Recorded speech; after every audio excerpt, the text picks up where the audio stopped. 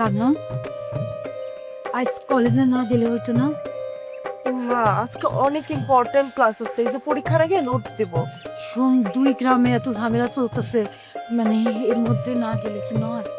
মা এত ভয় পায় না তো, আমি তাড়াতাড়ি ফিরে আসবো। মারে, তাও একা যাস না, দরকার হইলে জুলাসের সাথে করে নিয়ে যা। লাগবো না, আমি একাই যেতে পারবো। তুই বুঝতেছিস না, সময়টা ভালো না, সবার মাথা এখন উত্তেজিত। আর কারো মাথা যদি গরম থাকে তাহলে ছোট একটা ব্যাপারও বড় হইয়া যাইতে পারে। তুই আমার মাইয়া, চলে নিয়ে আমার ভয়, আমি এই কয়দিন সাবধানে থাকা খুব দরকারি।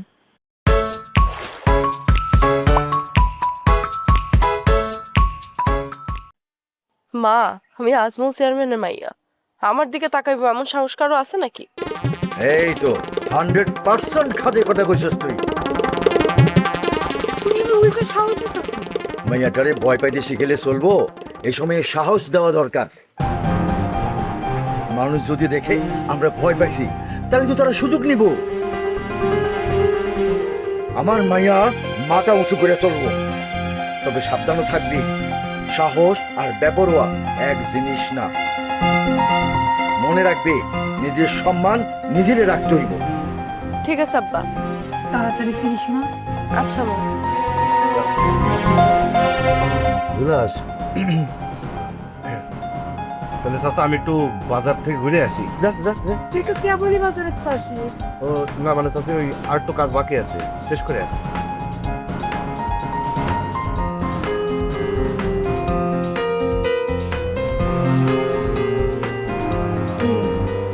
জুলাসরে আবার পাড়ায় পাঠাইলা? নিরাপত্তা। বাইরে কইতেছ সাহস, এর ভেতরে নিরাপত্তা। সময় খারাপ, সাবধানে থাকাই ভালো।